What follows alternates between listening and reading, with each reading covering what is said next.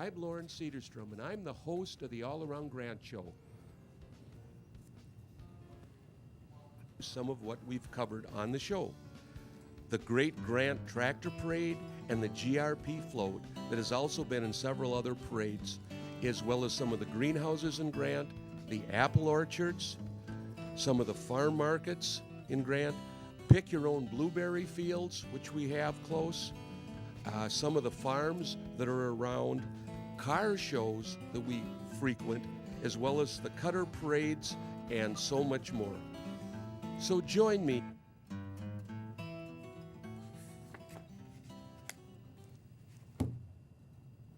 Hello, we have a good show for you today. We're going to be talking about public comment. We're going to be talking about roads and new technology. We're going to be talking about hockey rinks. We're also going to be talking about environmental impact statements.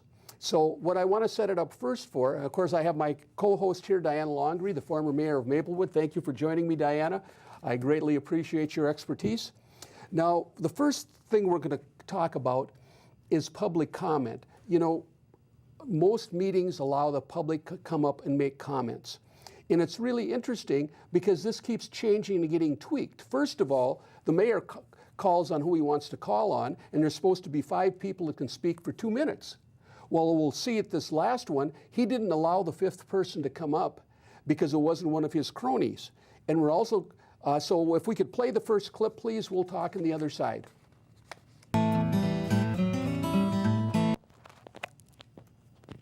I was at the podium. Motion to approve Your the rules agenda. say 5. You're No, arbitrary I'll and make a motion to capricious. approve the regular Take agenda. the attorney. Second. You All those said in you were gonna favor get back of to me. approving the regular agenda, They please do say things. aye. Aye. Last time, All those opposed? he denied me because Approve he the said I consent wasn't. agenda. Gotta get called on. Yeah, geez. Go ahead. All right, I move to Approve what? approve the consent agenda. Okay, what's happening there is they want to control public comment. And later in the meeting, we'll see that they're now going to just only allow Grant residents to speak. But Bob Zick was up there. He was signed up to be number 5, and they only recognized the 4 people, and they closed public comment and wouldn't allow him to speak when he was the 5th in line. And that's one of the things in democracy. It's the voice of the minority, but it is the will of the majority. So we have a problem with that. And it just isn't public comment at the city council meeting. What they're basically doing is making rules to limit participation of citizens and also minority council members. So we're going to, we had a planning commission meeting, and they would not let Councilman Lanou or myself speak at the city council meeting. So if you would be kind, could you play the next clip, and we will talk on the other side.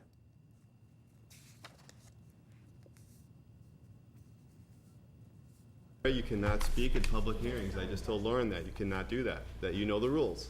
Mr. Rogg, are you telling me that when I ran for office, I gave up my right as a citizen? Sir, you know the rules as a city council member. Are you? cannot No, speak I'm just asking you a direct calling out the comment, rules that you know.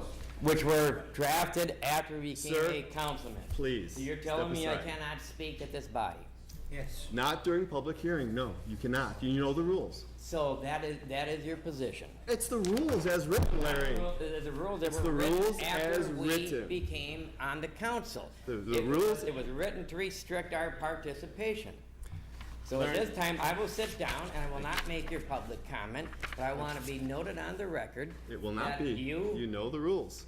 It You is know going to be the noted rules. on the You record know the that I rules. came for public comment and I was denied my public comment as a citizen of Grant. If Thank you step aside as city council, then you can speak in the public. But as a city I council didn't- I didn't member, step aside. you know. I'm not You know talking the in my rules. capacity as a councilman. I'm talking in my capacity as a citizen. That's it. Let's move on. Who else wants to speak? There, you can see, he said, you can speak at this planning commission meeting if you step down from the council. What they're attempting to do is restrict participation. This has been going on since day one. In November when I was elected, in December they made a bunch of procedural rule changes so that to limit our participation. And every year they come up with something more. For example, and we're going to see this in the next clip talking about the consent agenda, and I've talked about this before. According to Robert's Rules of Order, it only takes one member to pull something from the consent agenda. Normally the consent agenda is things for like the electric bill, the phone bill, things that need no discussion and have unanimous agreement. That's why they call it, quote unquote, the consent agenda.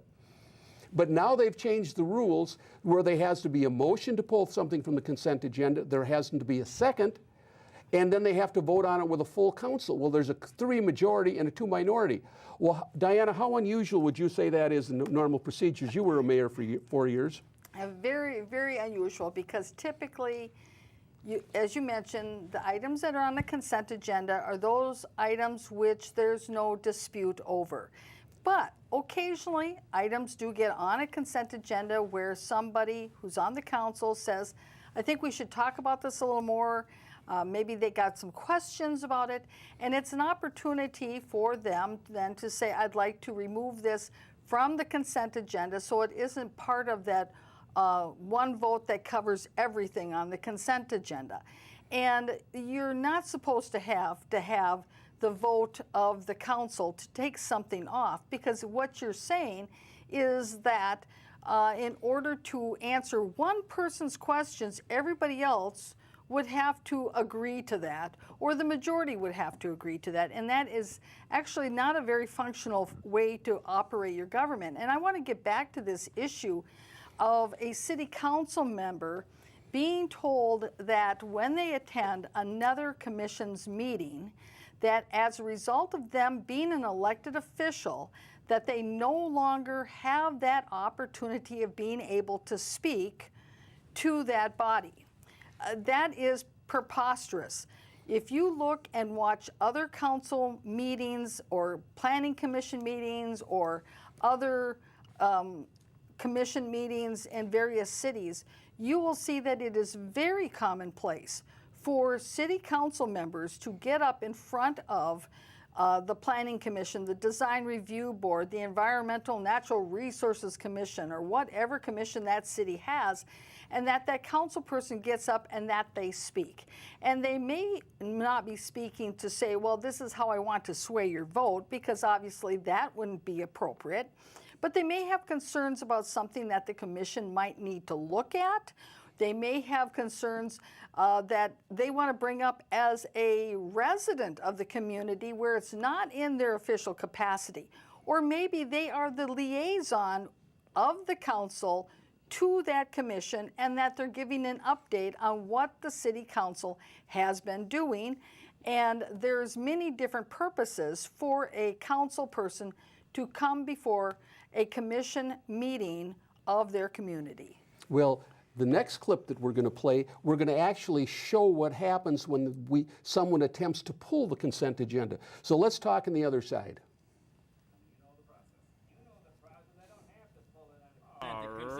You need one person to remove something from a consent agenda. Perhaps that's, you've read Robert's rules or parliamentary procedure. Well, hang on, Tom. Obviously, you I'm haven't. going to stop you for a second, Larry. Dave, we're going to let you interject here real quick. Yeah, that's pretty much how it goes. They want to limit. A year ago, April, at the end of the meeting, I had to wave my hand and yell at the mayor, say, and May, are you going to allow me to participate at the next meeting? Because he wouldn't call on me and allow me to speak, period. I'm allowed so little input at these meetings, I hardly have the opportunity to talk once or twice. He's gotten somewhat better, I at least can talk once or twice, but...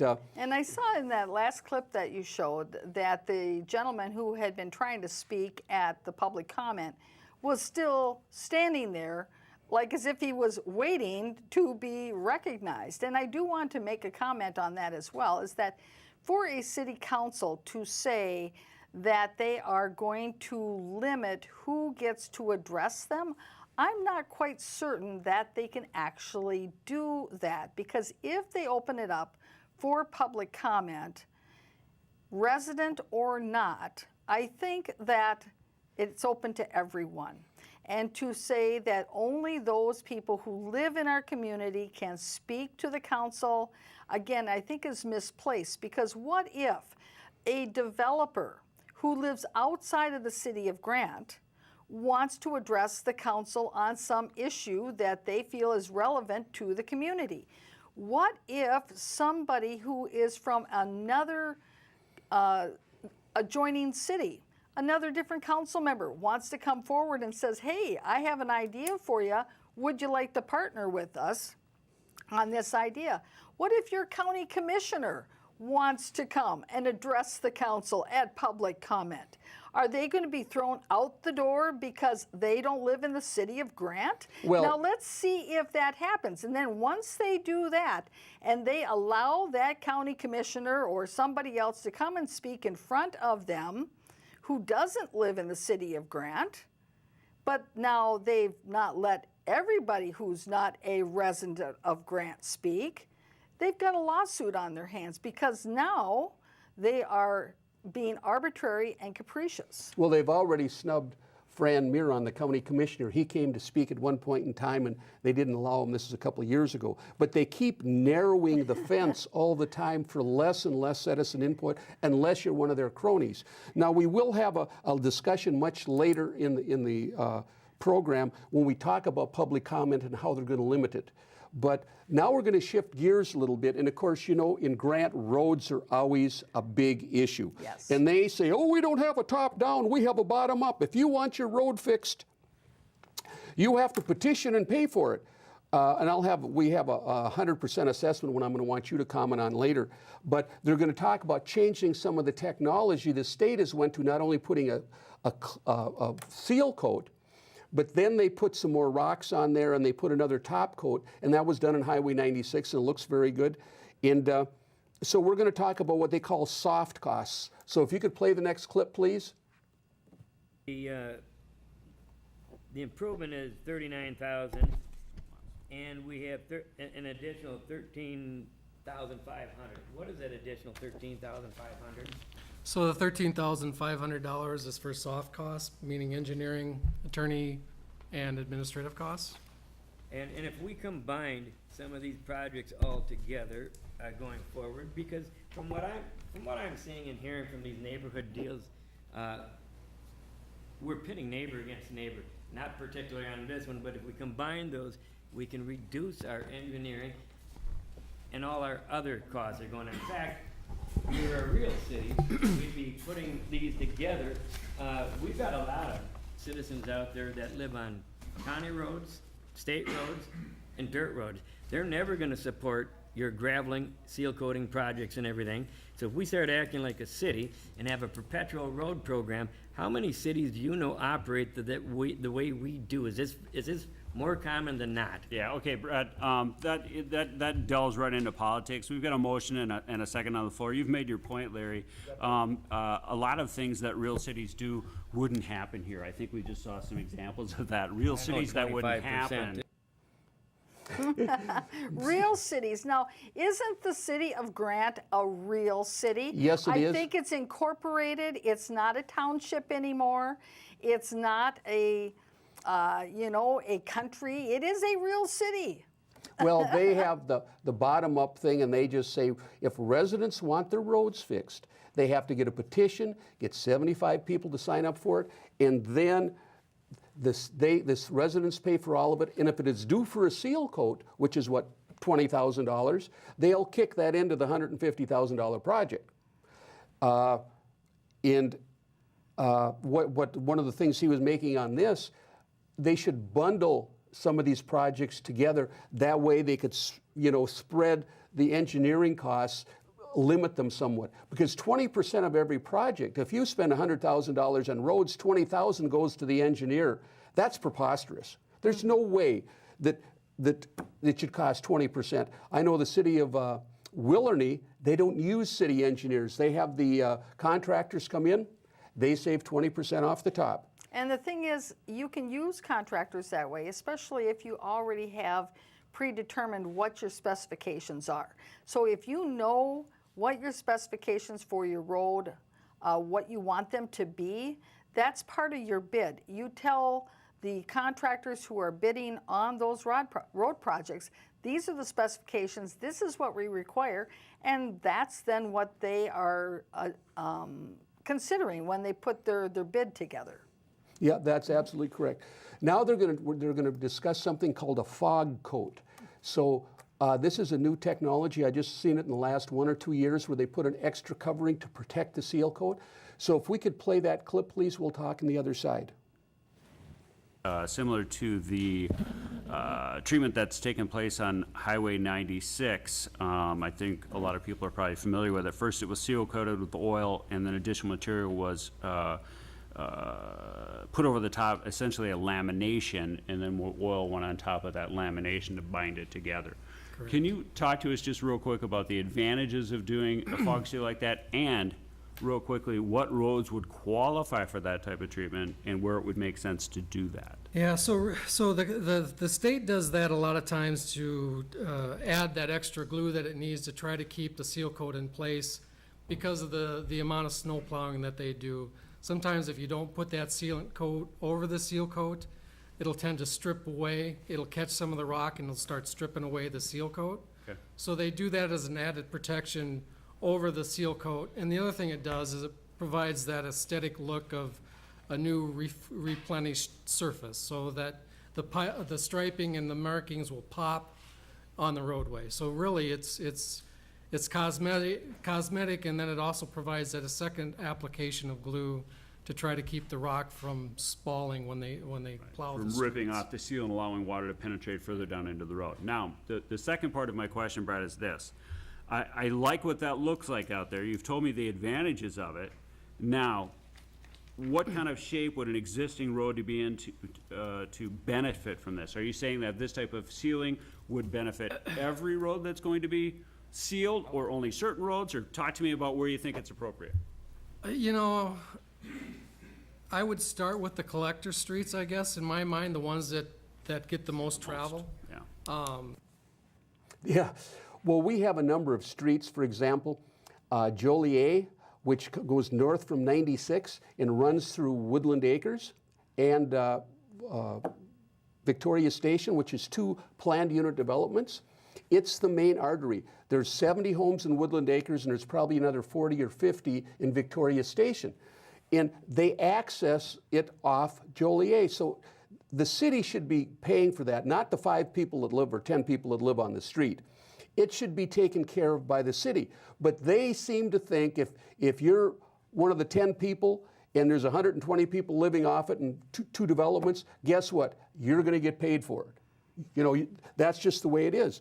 And I had at one time worked with the previous engineer, Phil Olson, and we were going to do McCusick. They could have done a 2-inch overlay in McCusick for $130,000. They're spending roughly $30,000 a year patching it. It would have paid for itself. And there is a very similar patch to that on Joliet that's 300 feet long in front of the mayor and the deputy mayor's house.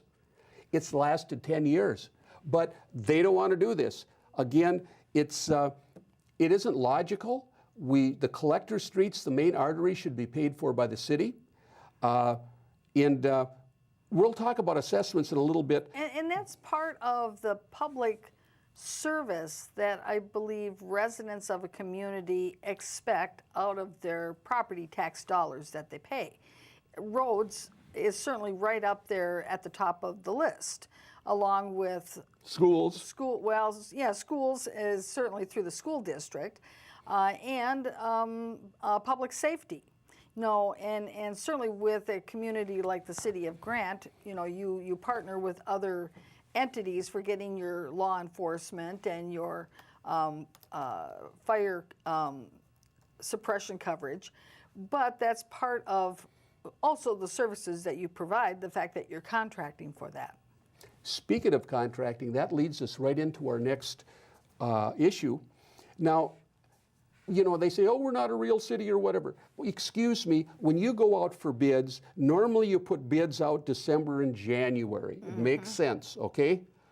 These characters put them out in May and June, and you can only seal coat May through August, okay? So it doesn't make sense. When you want to get them when they're hungry in the beginning of the year so you get a very competitive bid. And just to be clear, you're talking about trying to still get that seal coating done the same year that they're putting out the bid, right? They're not doing it like a year in advance for That's the right. following year. They're talking April or May, oh, well, what kind of bids do we have? Well, when everybody's already got their workloads and schedules filled, are they going to jump and, unless they can make a little extra money on it, they're not interested because they're already booked up with weather affects the outdoor construction. Yes. So this next clip is about January bids, so let's talk on the other side. It's apparent that we put this project out late in the year for bid. We've got 2 contractors that bid on it. Now, I'm looking at the figures that are coming in, and they're all over the board. I've got a unit price, per gallon of $5.95 from one, $2.99. They're just about twice the cost. When we go into your seal coat, one charges $2.50 per unit per ton, and the other one goes from $250 per ton.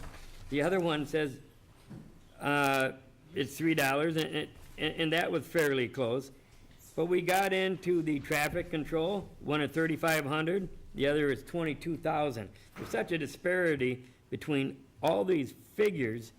Now, are we better off if we combine? Now, if we do not approve this project right now, and we go out for rebid, this can all be rebid in January or February. I guarantee you, as a municipal contractor in January or February, and you know it as well as an engineer, you're likely to get 8, 10 people looking at that, and you will get your best price early. You go out in June and July and ask for cost. That's why you only got 2 bidders, and they're very high on their prices, and they're all over the board.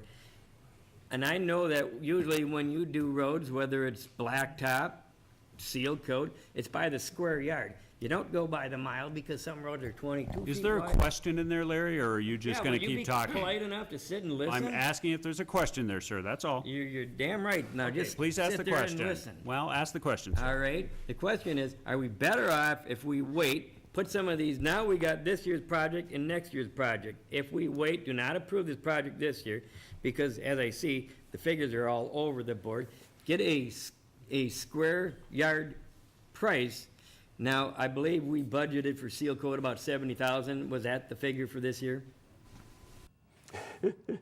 And so we're going on, it's kind of like the blind leading the deaf, dumb, and stupid. Well, and I find it puzzling that, part of being on a council is having the discussion about the rationale behind the decisions that are being made. So if the council is not allowed to have discussion, which means that you do have to insert some facts, you have to insert some commentary, you have to insert some analogy, you have to insert some argument. That's all part of what the duty is of a council member if they are truly doing their job. But if, on the other hand, the mode of operation is just simply to say, well, we're just going to have a motion, a second, and then the council majority, who's already decided everything in the back room, is going to vote and pass everything through, you have not only shortchanged all the council members on the council, but you've shortchanged the residents of the community, because now they haven't even heard what are the justifications for the decisions that are being made. Is there a better way? Is there an analysis of what we are doing? Because sometimes the way you did things last year or the year before may not necessarily still hold true to be the best way to do it today or in the future. And that's part of being forward-looking as a leader in the community. You're not just sitting there thinking about how am I going to protect my turf. Well, I think you hit a key idea. It's being proactive, thinking ahead, getting ahead of the curve. And that's one of the problems. The modus operandi of this council is they basically, if they don't decide it in the back room, they just toss it to the planner, the engineer, the clerk, or the attorney, and tell them to bring something forward. And for example, like we'll be talking about an environmental assessment worksheet and an environmental impact statement, and whether or not to get one. They didn't even put both proposals up. They just made one for not having an environmental impact statement so we could choose between the two. So basically, what these guys are doing is they're putting everything on autopilot. They really don't want to make any decisions or do anything, and they're kind of lazy. But this next thing that we're still on roads before we shift gears here. We're going to be shifting after this next clip. They're talking about assessing for roads, 100%. Now, you've had some legal experience with this, so I want you to comment on this on the other side on 100% assessment. So if we could play the next clip, please. 100%. I've seen it. You get your road done in some of these communities, you get a bill for the entire thing. This city takes maintenance dollars and pushes it toward, oh, yes, they do. I see a shaking head. Of course they do. I've done the research. So. Well, perhaps they have a policy like that in Edina. That's what I've heard. They may have since changed it from when they were doing it that way. And there's different ways of looking at it. Certainly, if the people who are living on that street and they all sign a petition and they say, yes, assess us 100%, then it is definitely legal because they have all volunteered basically for that assessment. But let's say if a city says, well, we want to do this road, we want to do the assessments, and we're just going to put assessments against all those properties, and that assessment is greater than the increased market value that that road improvement project brings to that property, it's unconstitutional. And you can actually contest it in court, and you can win if you have the proper evidence and proof, and I've done that. That's why I wanted you to comment, because I know you've had experience with a number of cases in Maplewood. You know, this... and we've also had some street assessment appeals in North St. Paul and Oakdale. Well, good. Yeah. So, you know, the citizens have to be aware. Some of these people in here, it's just a travesty. Grant is kind of like a circus. But I just wanted to cover the road situation because yes. Roads are a contentious issue. Now we're shifting gears, and of course, we've talked about this before. Rink 2 wants to build a hockey arena on the school grounds. Now, there's a restrictive covenant within the deed that says nothing can be built within the municipal waste dump area. They were going to put pilings in, and there was an environmental assessment worksheet, an EAW, and they said that's not acceptable, so they backed back off, and now they're going to haul 50,000 yards of dirt out and bring in 50,000 yards of clean fill to the cost of $4 million, plus the rink is $10 million, and they're going to lease the land from the school district for $1 a year. And what happens should it not work out? Now, giving further backup, 2 years ago, Montemita School District was $60 million in debt. They're now $80 million in debt. Now they're also coming up with a levy. They're getting rid of the old levy, and they're having a 6-year, 3-tiered levy, which will make and of course they say on a $250,000 house, it's only going to go up from $400 to $1,100. Well, you know, you get in the city of Grant, you're lucky to find a lot for $250,000. And then they'll probably charge you extra if they have a cardboard box on there to live in, you know? But so what's happening are people... So in other words, you're saying that when they throw out those kinds of comparative numbers to have you believe that this isn't going to affect your bottom line, they're not actually giving realistic comparisons for the residents of Grant whatsoever. It's hard to find most houses in Grant. The bottom threshold is about $400,000 and it goes up from there. So what we wanted to have was an environmental impact statement, okay? And of course, we didn't have 2 resolutions there. There was only one resolution not to have an environmental impact statement, which, by the way, is paid for by the party proposing it. So Rink 2 would have to pay for it. Now, there's been, we've said this before, Wildwood School was built on a former Superfund site. It was a dump site from 1954 for till 1995. Then it was closed down. Currently, there are 2 teachers have cotton cancer from Wildwood School. 53 parents or 53 children have been pulled out from the school because they get nosebleeds and headaches. And that's the far worst side. And what the travesty was is we felt there should be an environmental impact statement. And by we, who Larry you and- Lanou and myself were Okay. pushing for that because it is such a dangerous area. And we'll see a clip later when he's talking to the Rice Creek watershed, who's in charge of runoff water and water quality. And they also talk about some of the protections they have to put for the workers that are going to work on this. But we're going to play the next clip. It's about the environmental assessment worksheet and wanting an environmental impact statement. So if we could play that clip, we'll talk on the other Yes, side. as I understand it. And Brad, I'm going to ask you as the resident engineer, you stop me when I make anything stupid or put my foot in my mouth, okay? Because without Jennifer here, I might. I'm going to ask you to pull it out for me. So, the EAW, I read it. We've had 2 months to read it now. We didn't look at it or do anything with it last month. So this entire table is over 2 months to read this. I have gone through it in great, great detail. The decision we're being asked to make tonight is whether or not this EAW for the proposed, the Rink 2 partners who are proposing to fund a private rink on the school district property.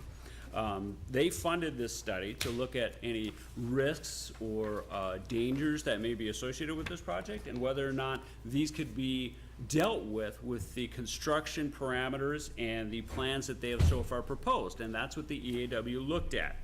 The secondary purpose of the EAW is for us to use that information and determine whether or not an EIS, which is a much more in-depth piece of research, be done. So if that EAW and any of the professionals in there would have told me, hey, look, we've done our EAW, we've done our homework here, and we're seeing a few things that can't be addressed with this construction plan. And that's troublesome for us. That's what he's talking about. Now, it's really interesting. We're going to actually be hearing some things in the next clip that's actually written in the environmental assessment worksheet. And it's very interesting how they gloss over and ignore things, and they're more concerned about the construction workers that are working on the rink than they are about the kids that are going to use it. So if we could play the next clip, please, and we'll talk on the other side. Recently, I have met with Representative Peter Fisher, MPCA employee Chris Formby, Kirk Kadelka, and Bill Preby concerning this particular issue. And so I'm going to read from your EIW on page 5, and just be patient with me.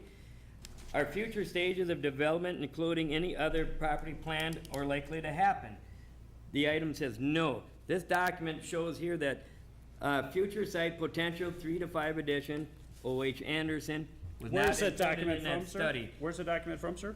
It Where comes does from this document Landmark come from? Environmental. It was a phase 2 study. If you read the phase 2 Let's study, you'd hand understand it to the rest of the council so that now, we can would you take a let look me at it. finish? And I'm just going to go on without being interrupted, if you'd like. Now I'm going to go to page 15. Just take a minute because I did take the time to read it and understand it. Who actually printed this document up with this additional stuff here that looks That's like it's Landmark official? Environmental. Okay, If you so look, this- it was your so phase. This read, I'm just Would you asking a quit question. interrupting Can me? I ask a I'm going to question? finish mine, and when I'm done, you can ask me what you'd like. Okay, very good. I'll ask this question at the Okay. end. Bay West did not review all of the environmental reports associated with the dump site or the work associated with construction of the Wildwood Elementary School. However, Bay West reviewed the applicable reports and studies. Okay, now that means that they didn't even review that site because there's about 8 toxins that are listed that exceed residential levels. Now we're gonna go to page 18, and it says, See this? additional information is not available on the site, Grant Town, on the WIMN. Grant Township 3M dump site is located approximately 3/10 southeast of the site and listed in the serialist program. It also says 5 leaky sites were identified in Grant, ranging from 0.4 of a mile to 3.2 tenths of a mile. Now we're gonna go to page 19, and stay with me, folks. The location of the proposed ice arena building on top of a former dump creates inherent environmental concerns for site workers and the public during construction of the facility for future building and for future building occupants. So it looks like it might be, if built, might be a potential hazardous site. That's coming right, and these documents are coming right out of here. So if you stick with me, I'll go to page 20. Mr. Galinu. And no, I'm gonna finish, Mr. question, You can though, Mr. interrupt me, attorney, when I'm done. Well, I'm not gonna interrupt you, I just wanna be recognized. Let's ask a Nearby question. Hang on, Larry. Let's I just ask wanna a be question. recognized. Now, he's reading, you know, it's interesting how they can have a whole different turn on it. It's kind of like everything else, they want to sweep it under the rug. When, again, this landmark environmental, and I'm familiar with the gentleman, he used to work for the MPCA, and he's real shifty, in my opinion. He can get things through the MPCA. I know a man that just retired from there, and he said, there's 2 or 3 major people down there that are near retirement, and they don't want any waves. They just want to be able to ride off into the sunset without any splashes. So they're really not protecting us, is what I'm saying. That seems like a very significant statement, though, that Mr. Lanoux read about the potential hazard to the workers during construction and the future occupants using the building. I mean, that's pretty clear, and certainly somebody should take note of that, if not the council. Who? Well, that's just it. They're pushing it through. And also, I want you to notice, everyone, to mark this, that how he was interrupted. He's supposed to have the floor. They're saying he's being the disruptive one. He's been not only interrupted by the mayor, but he's been interrupted by the attorney. I want to be recognized. Well, excuse me.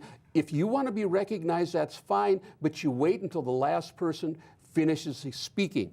And I will tell you that in my experience, having been a mayor for 4 years of a large first-ring suburb, and also being very familiar and watching many different council meetings of other communities, I cannot recall ever that a city attorney interrupting and making efforts to interrupt a council person while they're speaking.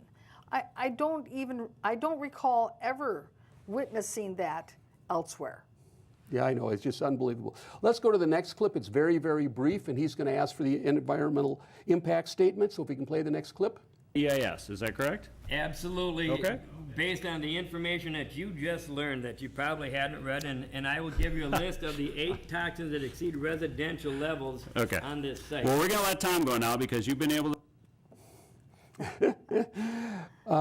You see, once again, they're blowing it all off. It's what they want.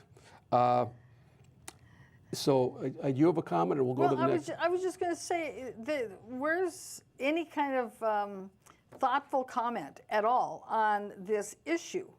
I don't see it. It's really a disservice to the community. This is a major construction project going on in the community, something that is of concern to the people who are going to be living there, using the rink.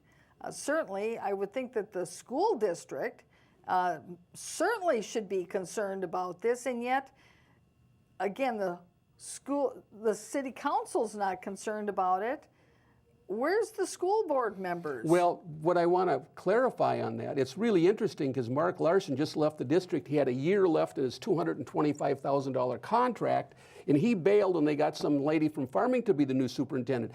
He sees it's kind of like rats to desert a sinking ship. This rat took off of this ship. Again, I mentioned the additional $20 million in debt, the rescinding of the levy and trying to increase it.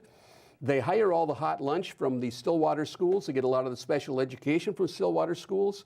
An example, they have had a person, this was 2 years ago, on site that was a homeless person, and she made $60,000 a year plus benefits. Well, you know how many homeless people they had in the school district? 3. They could have gave 20 grand each homeless person, and they wouldn't have been homeless anymore. Right. So what you're saying is that she was the social worker who was designated to be a facilitator of services or whatever for the children who were of homeless families. Yes, that's right. Wow. My goodness, there you go. And it's my understanding too, and I know this is a little off topic, but I just want to confirm this. It's my understanding that with the Matamidi School District that the open enrollment is like over 30%. Is It's that correct? 33%. And what I want to confirm, and what I've heard, is that the amount of cost per student to educate them, actually what turns out to come to fruition is that all the residents that are in the Matamidi School District actually have to then subsidize. These over this 33% of these students who are all coming from somewhere else. And so that's part of the reason why those tax dollars that pay for the school district are so high, is because of the high open enrollment. Well, if I can clarify that, you get $1,100 from the state. That comes with the student that comes in from Stillwater to White Bear. Okay, what doesn't come is the local levy money, which may be another $300 to $500 a student. So that stays in the school district. And if they're paying $1,500 to educate a kid and they're only getting 11, well, then instead of $400, you're going to have to pick up all that money for the extra 33% of the students, and the local residents are going to have to heavily subsidize that. So instead of paying $400, they're probably going to have to pay $600. Wow. So it greatly impacts. So it's even worse than I thought it was. Oh, it's pretty bad. Oh my gosh. Okay, well, let's get back let's on go to the topic next here. clip. Yes. Please, First of all, go ahead. I'm usually brief, as you know. You are. Okay, all this information, Tom, was in here. All the stuff he read was in there. I read the same thing. And the other thing that really concerned me, have you seen the protections that they put in the EAW for the construction workers that are building this? The types of things that they're requiring them to do. And the third thing I want to point out is when the school was built in 2010, they had certain standards. In 2011, the MPCA radically changed all the tolerances. They increased them or decreased them by 10 times. So after the school was built, you couldn't have built it in 2011 because the MPCA changed the standards. And so now they're saying in this EAW that you're going to have to do all these special protections for the workers that are building this. What about the kids that are going to be there? I think we need an EIS because we want to see exactly what's going on. It needs to be measured. The last thing I want to point out is they talk about the different chemicals. They didn't develop a test for some of the chemicals until 2004. So that's one of the problems we have. This hasn't been fully tested yet. You know, I believe it's, I forgot the acronym, but anyway, it ends with a C.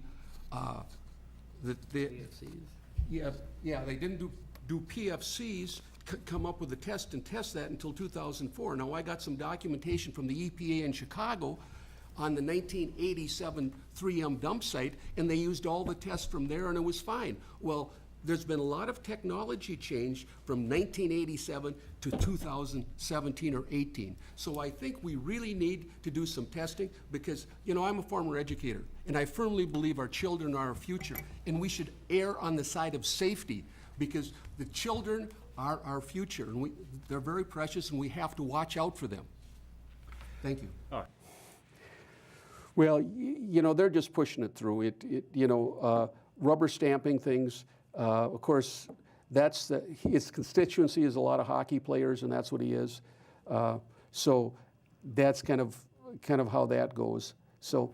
And what's really disappointing is that they're putting sport before health. And yet, in order for an athlete to be top-notch, they have to be in good health. You need to have an appreciation for your health, having a healthy lifestyle, and yet this is, the health issues and health concerns are being thrown to the wind. Okay, let's go to the next clip and we'll talk on the other side. 6 years on the Senate file 1837. It was drafted by the EPA, the Minnesota Pollution Control Agency, and the Department of Health. The language was specifically written with these bodies in mind. And it seems to me you're drafting legislation only to talk about the Wildwood Elementary, and it has been used as an example. I will give you that. When we look at toxic sites across America, and any of you want to see in the back, you'll see that Wildwood Elementary has been picked up as a toxic site next to a school site. Now, California has the largest number of toxic schools adjacent to dumping in the country. Minnesota's second. And when we put in Wildwood, we made it the dirty dozen. But 8 of those 12 are in the Rice Creek watershed. So I applaud Mr. Huber for taking the time, reading it, understanding it, and writing legislation. Well, I'm not actually supporting writing, this bill. I'm just amending it. I'm not Text adding it. amendment, Yeah, text to amendment to amend it, yep. But at this time, I would like to make a motion that the city of Grant endorse the existing bill that's on the floor to support it. Now, as this moves forward, you have the opportunity to go down their lobby, talk to your legislators, because you're gonna have to convince more than 1 or 2 to do this. It's very time consuming when you lobby. As a part-time mayor, you would probably find that it's gonna be very hard to get done. So I would say that, I would go ahead and make a motion that the city of Grant endorse the existing language as written with the MPCA, EPA, and of course the Department of Health that's moved forward. Second. Second, okay, discussion, go ahead, Tom. Well, first of all, Kim there's, as well, there's, too. first of all, there's no action items. There's nothing, yeah, we're not gonna Bonus make discussion action. I items. know, I was just gonna let him go with it. Well, wasn't actually, gonna argue with him. we can have an action item. No, We you can can't. take a vote during the discussion. Well, let's read it to you. B. Let's read it. No action taken. Discussion items, council reports, future agenda items. No Now, action let me get taken. clarification then from our city attorney, because there. No action it seems to taken. me that, Kevin, and you can answer this however you want, but, and I'm sure you will, but when I was censured at my second meeting, it was on a discussion item. It was not on the agenda. You brought a prepared document, and you took action and took a vote during a discussion item. So is there action items allowed, motion to be made during a discussion item? Can it be motion to be made at any time during a council meeting and voted upon? A motion can be made at any time. It's just this council's procedure to not have action items under the discussion items. But the Part of the procedure is not an agenda. enforceable document. Is the city's policies and procedures an enforceable document? It is as of this council, yeah. Now, that looked to me like a flashback, because that's a different attorney Yes, it than is. what we've been seeing in the previous Well, the reason I clips. brought that up is he was talking about 1837 and how we should amend 1837, and he was supporting the no school and a dump site, okay? And that was admitting that who was? Jeff Huber, the mayor. Okay. He was saying it's much worse than it was. Okay, now we're going to fast forward a year. We're going to play the next clip, and now he's going to say that Wildwoods was worse than the hockey rink. So if we could play the next clip, please, we'll see the others coming out of the other side of his mouth. Okay, I have kids in the schools. I know how important it is that they're safe, healthy. You know, the changing standards, as Mr. Sederstrom said, from the MPCA and such, I'm not an expert, okay? If there are some sort of a changing standard that can't be accounted for and an EAW is not accounting for them, I think there are probably avenues in our legal system to take care of those types of things, because we're not experts. None of us are up here. We have to rely on the experts, and when I read this EAW exhaustively, as I have several times, looked at the mitigation, looked at the public comments, looked at the way they have done this, I cannot see a reason from my perspective to ask them to do an EIS. So in other words, let me get this right. He is saying that he, as the elected person in power, doesn't have any power to bring about change. However, if the residents of the community, if they want to bring about change because they don't like the way he's voting with his rubber stamp, that they can go to court and they can go sue about it. Well, Did I get that right? Yeah, absolutely. And in addition, he's saying that he's going to go with whatever they want because I don't think we need it. And the buck is supposed to stop there. They're supposed to look at what the report was, what's involved. And I think an environmental impact statement was necessary. But it's going to be interesting. Let's play the next clip, and we're going to see another side of this. There's a lot of concerns that were in here. It says for future potential. It didn't talk about the school. Now, Mr. Huber stated that the Wildwood Elementary was a more risky site. Possibly. Actually, it was not even on the dump site. You're actually now putting kids on top of what the dump is. You're gonna run your sewer and water lines through there, and it talks about contaminating possible down the line water site. Read the EAW statement. He read it, but he looked at the parts he liked, and he didn't look at the deal. Now, what is the harm of taking and having the environmental impact study, as all these are brought to light by the EAW? It talks about contaminating downstream water supplies as they open up construction. Now, I did talk to members from the MPCA, and they did tell me that over at Wildwood Elementary, there is concern now that because of the headaches and bloody noses that are going on there, the Minnesota Department of Health is now starting to You track that. cannot So prove you are- any of that, I can Larry. just tell you what I was Larry. told. I met with Representative Fisher Larry. and members, Larry. and I was told Larry. that Come on, statement. Larry. Come on, I don't have to Larry. prove Come on, Larry. anything. No, I know you don't I have. Now, see how disruptive the mayor is? I mean, did you harass your council members like that when you were the mayor? Never. It's, well, Never, that pretty never. much sums up what we have. I will tell you, though, I had one council member who did want to interrupt or would talk under her breath all the time or would make snide comments about people getting up who were addressing the council. And I would look at her and I'd say, Miss Juniman, I'm sorry, I can't hear you. Do you have something to say? And then I would pause and wait, and we'd all listen to see if she was going to say it out loud again. You know what? After a few times, she quit doing that to people. Well, we're also going to come back to public comment, but this is just something that I addressed in discussion because I had Jerry Helander get up and he's written articles in the newspaper with multiple lies. We've discussed that before. And he got up and absolutely slandered me. Now, the council majority does not allow attacks at public comment, unless you're, of course, in the minority. And so let's play this clip and we'll talk on the other side. Like, you know, that's fine. We want to, you know, get it nailed down. But I guess what kind of bothers me somewhat is we have to be even-handed about this. I just suffered a personal attack, a lot of false statements being made, and gee whiz, nobody said a word about it. Imagine that. Somebody can get up and make false statements about me, and gee, it isn't an issue. But if it's with the majority, it's a whole different story. So I think maybe you should work both sides of it. When someone's making false comments about me, Should be banned for 6 months, Jerry. Let me see right now how many websites I have attacking me personally, attacking my children, attacking the. But Lauren, is that you? Do you have a website No, out there I attacking don't know who has, his but- children? So he's saying is that apples and oranges. because somebody else has a website out there that he doesn't like, he's going to then let people take things out on you. That's right. Even though you have nothing to do with it and you're not the responsible party. I see. Well, okay. The other thing that I just wanted to throw that out there because I get these vicious attacks. I've had multiple letters to the editor and they're lying about things that are just unbelievable. But the last thing I want to point out is we have these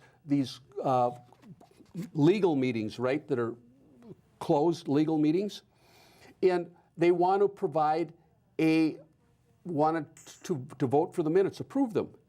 And here is my comment I have. So if we'd play the next clip, please. Mayor and council members, there were several executive meeting minutes that need to be approved. Those are summary minutes because they were closed sessions. Your June 6th, I believe you went into open session, made some decisions, and then adjourned the meetings. So we would need a motion and a second for those that were there to approve those minutes. Mr. Mayor, Yes, go ahead, Mr. Carr. I'd make a motion to approve the April 3rd, 2018 minutes. And I would second. All right, all those in favor, please signify by Discussion? saying aye. On minutes? You're asking me No, go ahead. to approve minutes that I haven't seen. I can't do that. I have to see and read them so I know what they are. They haven't been shown to me, and I'm supposed to blanket, say, yep, I'll approve these minutes when I haven't seen them? Go ahead, Kim. Mayor and council members, all those minutes were included in your last packet. I We know. did not get to the meeting, Yeah, I know, they which were all is there. causing some problems as we can see. No. I didn't get them in mine. I didn't see him in my packet. Yeah. Mr. Sederstrom didn't have him in his packet, Yeah. so Well, you you're wouldn't have- telling me that Last packet, three of them. your August Hang on. meeting packet. Yeah, the August meeting packet where you guys went, I have we it had to right call here. it. You can and, probably show me where they are, because I've got the Larry, packet you right wouldn't here. have got 'em. Larry, why would you have gotten them? Because The they're, meeting was because about they're in you. a packet. You would not have gotten You them. were The abstaining. meeting was You were about abstaining. the packet, Larry, so you're telling me they were you had in- an they open were- meeting they were violation, in which mine. just went to the Well, now here's the deal, is that just because they're about Larry Lanou, that doesn't mean that he shouldn't get a copy of those summary minutes, because summary minutes, they don't have what the contents were that were discussed in the closed meeting. They just have the summary of what was then talked about outside of that closed meeting after it was then resumed to the public. And those minutes are public to everybody, so why would you not give them to a council member? Well, the other thing I want to point out is they paid the clerk, that was that blonde lady there, $50,000 to dismiss the lawsuit, and they were not reimbursed by the League of Minnesota Cities. It was a frolic of their own, quote unquote. Then the league she was also suing Larry as an individual, and the Leagues of Minnesota Cities said, I'll tell you what, you dismiss us against Larry as the individual, we'll give you another $25,000. So she walked away with $75,000, and we talked about this before, because Larry had said she, quote unquote, had dated a married councilman. When the councilman was standing in the entryway of Delwood Hills, and I said, Steve, what are you doing? Or what you up to? And he said, oh, I'm waiting for my date, Kim Points. So there's documentation there. It was a frivolous lawsuit to begin with. It was basically instituted to try to get at Larry in the election. But that's the summary minutes. Now what we're going to do is go to Rice Creek. I don't know how much time we have left, but Larry's talking about Rice Creek, and that he's asking them to require Rink 2 to have an environmental impact statement, and we'll play as much of that as we can. I am representing myself and my concerns. Okay. Okay, first off, I want to thank the board members for the opportunity to speak here today, and I'd like to thank Mr. Waller that came to our city council at public comment and was allowed to speak. Recently, I met with Representative Peter Fisher, and members of the employer from the Minnesota Pollution Control Agency, Chris Formby, Kurt Kadelka, and Bill Prieb, discussing contamination and plumes in both the city of Grant and Matamidi. They indicated that the Minnesota Department of Health is also concerned and starting to track incidents relating to the Wildwood Elementary students and their health. It was very informative. I'm here today to ask that the board order an environmental impact statement for the Rink 2 project that will be coming before you. Too often, all the permitting bodies act as a silo, relying on each agency to do their job without speaking to each other or reviewing their findings to make their final decisions.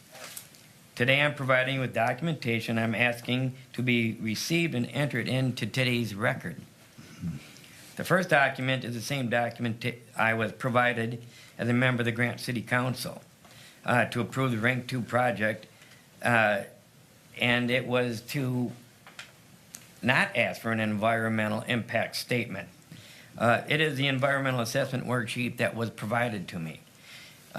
Many of you have probably been provided that. It was a 1,531-page document. I doubt that many has put the hours in and read the whole document. But I do have a condensed version, and I'd like to just kind of highlight some of the areas of concern that I believe would trigger the need for an environmental impact. Page 5 alone states that the EAW was flawed and not provided honest information. It asks, are there any future developments for the site? They checked no. This is false. Documentation provided here today will show that Matamidi School District's plans to move O.H. Anderson Elementary School grades 3 to 5 to this site. It also says, is this project a subsequent stage of an earlier project? They checked no. It actually was part of an earlier project. It was on a conditional use permit, and it's on the drawings that I will provide you today. Okay, the conditional use permit for this site was approved to place Wildwood Elementary in future grades in there in 2011.